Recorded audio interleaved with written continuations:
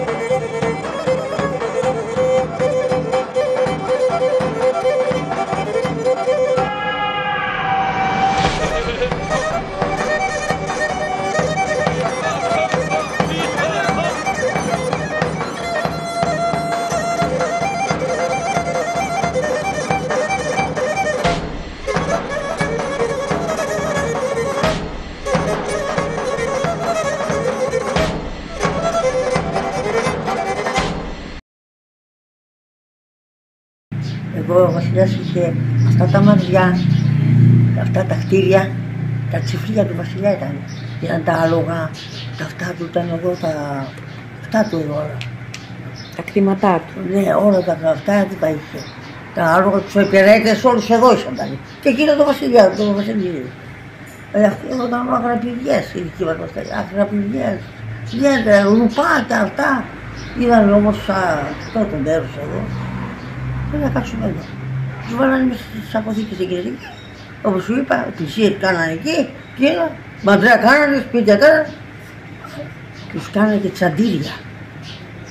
Τους κάνανε.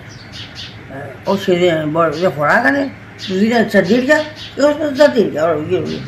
Και αρχίσαν και χτένανε εδώ τα σπίτια για να μπουν μέσα. Τώρα, πόσο καιρό κάνανε, μέσα στο 30 σπίτια δεν είχαν. Να τελειώσουμε στα σπίτια, να τα φτιάξουμε. Άντε.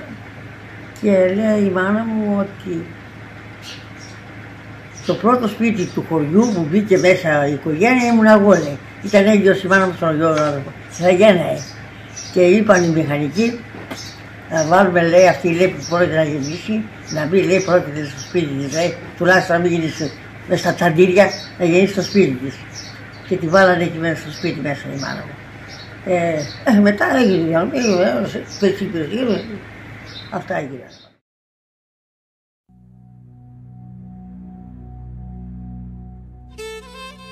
Χαρακτηριστική είναι η αφήγηση του Ιωάννη Σιδηρόπουλου. Οι δικοί μου κατάγονταν από το ΑΚ-ΔΑΚ Ματένι. Γνωρίστηκαν όταν ήταν συγκεντρωμένοι στην Άγκυρα. Παντρέθηκαν εκεί, έκαναν 7 παιδιά. Ήρθαν με την ανταλλαγή.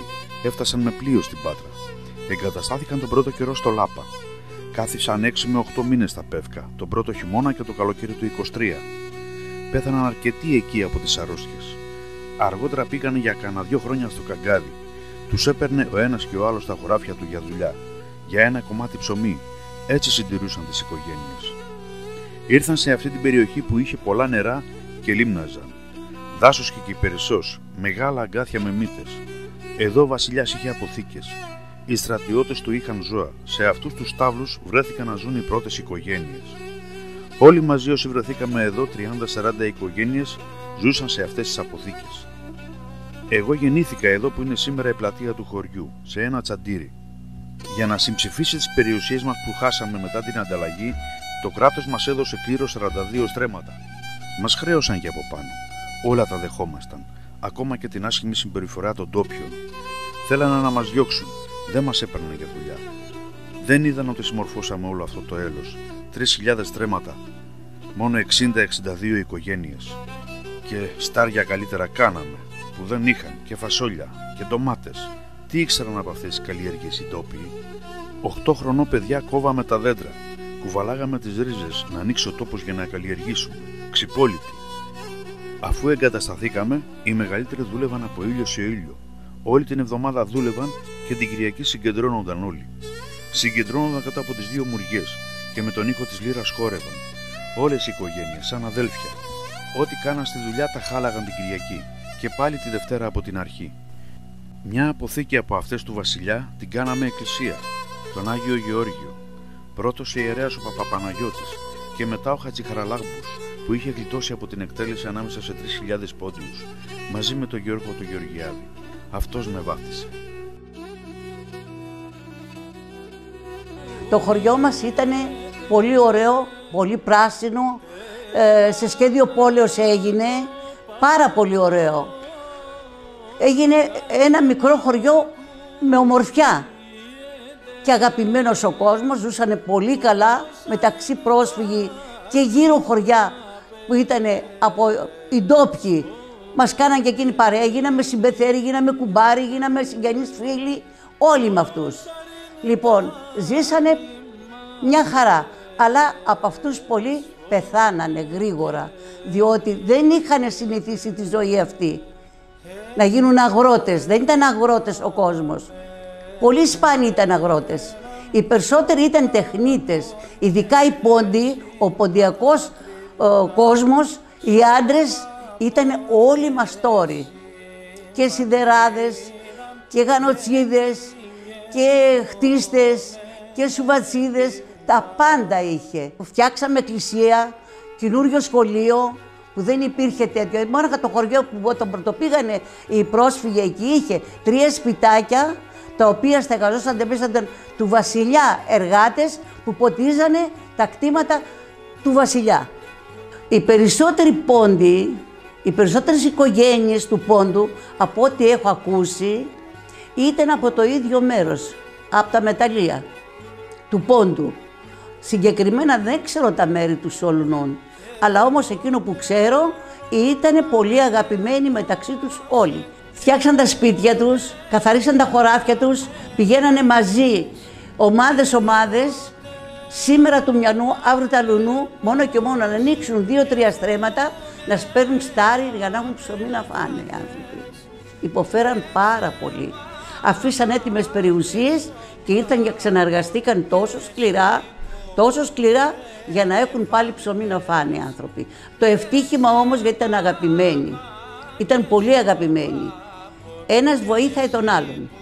Και είχαν ακόμα κι άλλη μία μεγαλύτερη χάρη, που παρόλα τις δυστυχίες που περάσανε, παρόλα αυτό το δύσκολο πράγμα που ήρθε στη ζωή τους, είχαν το γέλιο, είχαν τη χαρά, είχαν το τραγούδι, το χορό.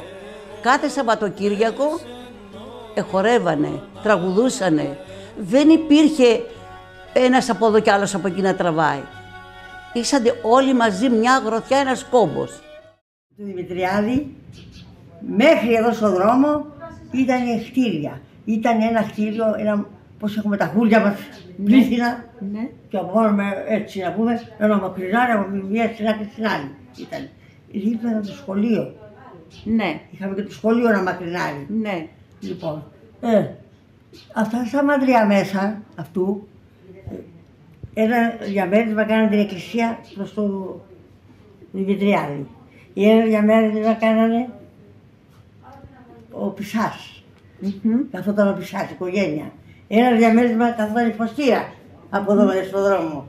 Είχε και τα μαντριά της, είχε και ένα κομμάτι είχε τα ζώα της μέσα και ένα δωμάτιο είχε που έμενε αυτή με τα παιδιά της. Από εκεί, αυτό ήταν η πλατεία. Είχε και ένα παράθυρο, τα φουσκιά τα πήρε μες στην πλατεία. Τα φουσκιά όλα των ζώων. Στην άλλη την πλατεία τι είχε από εκεί, θυμάσαι? Η άλλη πλατεία Η μεγάλη. δεν ήταν πλατεία. Ήταν πλατεία, ναι, αλλά δεν είχε τίποτα. Δεν είχε η άλλη πλατεία τίποτα. Μόνον είχε κατά της γιαγιάς της κουκουνάρες. Ένα είχε από εδώ κουκουνάρες, ο δρόμος πάει εδώ όλο κουκουνάρες και από εδώ όλο κουκουνάρες. Εκείνο ένα δασάκι κουκουνάρες. Είχε αυτά, ο δρόμος αυτός. Και είχε μια βρύση, είχαμε τη βρύση. Είχαμε μια στέρνα, μεγάλη στέρνα, τα οποία η βρύση έτρεχε. Και στη στέρνα αυτή γέμιζε και το χωριό όλο πηγαίνει και πότιζε τα ρογά τους. Περνάμε και τα νερά μας από αυτή τη βρύση. Βολευόταν όλο το χωριό. Λοιπόν, όλοι κουβαλάγαμε με τις βίκες, με τα αυτά μας, τα παραπράγματα μας. Πηγαίναμε από εκεί, γεμίζαμε και ερχόμασταν. Πηγαίναμε. Είχε μια στρώνα έτσι, είχε μια ποτίστρα μακρινάρια, και αυτή τα πάρανε νερό γεμάτη. Όποιος ερχόταν, πήγαινε, δεν έβγανε νερό, από εκεί πότιζε το έργο, μόλις γέμιζε στέρνα έτρεχε όξω το νερό, έτρεχε όξω. Και τα παιδιά σχολείο πηγαίνανε εδώ, σε αυτό εδώ το παλιό, εσύ εκεί πήγες σχολείο? Ναι, στο παλιό πήγαινα κι εγώ. Στο παλιό πήγαιναμε όλα. Αυτό στο καινούριο, τώρα ήρθε. Στο καινούριο που πήγαμε, ποιος ο υπουργός που βγήκε, πώς τον λέγαμε, αυτός έβαλε θέμελα και κάναμε στο σχολείο.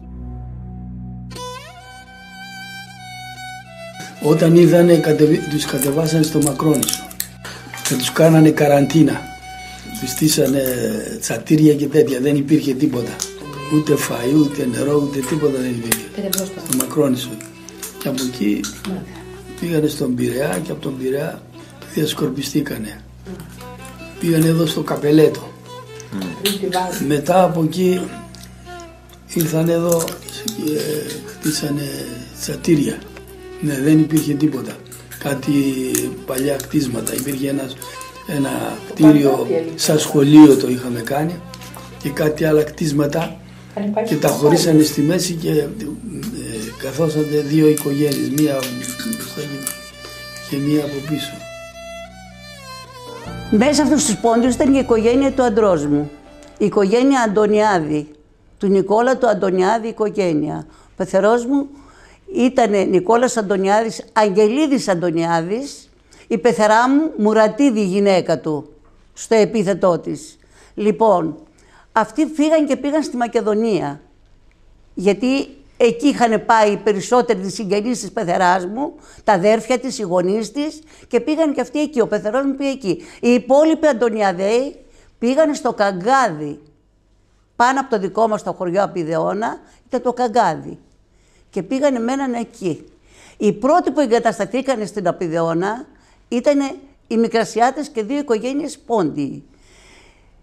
Και μετά έγινανε 3 συνοικισμοί από το κράτος, οι οποίοι ήταν τόσο δύσκολη η κατάστασή τους μέσα. Διότι ήταν μεγάλες οικογένειες με πολλά άτομα και ήταν 2 δωμάτια σπίτι. Το ένα δωμάτιο για να κοιμούνται και να στεγαστούν και να κοιμούνται και να ζήσουν, και το άλλο ήταν μια κουζίνα.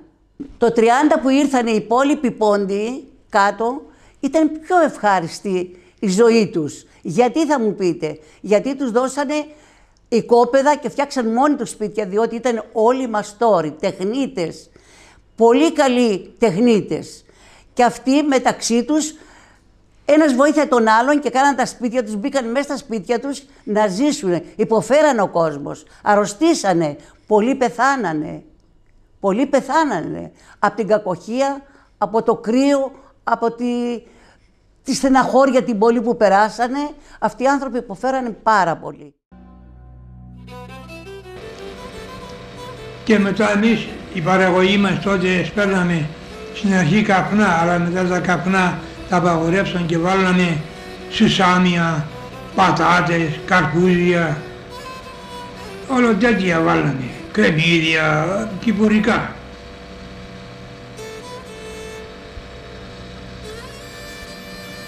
Τότε το 1928 παντρεύτηκα κι εγώ και πήρα εδώ μία Μικρασιάτισσα. Τη λύρα την έμαθα καλά εδώ στο χωριό και εδώ στο χωριό καλά ζούσαμε, νερά δεν είχαμε, ελαία ούτε ρίζα δεν υπήρχε εδώ στον κάμπο που λέμε εδώ στο δικό μας τον τόπο, πουθενά, μόνο στα ψηλώματα εκεί στη Λυκοπορία ήταν κάτι δέντρα, εδώ στο Καγκάδι όλο ήταν ελαιές δέντρα, στον κάμπο εδώ δεν υπήρχε ούτε δέντρο και αποκτήσαμε και ελαιές. Και αποκτήσαμε και περιουσία, περιβόλια. Βγάλανε πατάτα πολύ εδώ στον τόπο μας, καρπούζια, βγάλανε τέτοια πράγματα. Σταφύλι πολύ, του εμπορεύματος σταφύλι, τόνους, πολλά. Και τώρα παίζω και τη λύρα, την παίζω άριστα τώρα καλά, αλλά γέρασα. Τώρα είμαι 92 χρονών. Αλλά και τώρα θα ακούσετε και με τη λύρα μου κάτι τραγούδια δικά μας, ποντιακά.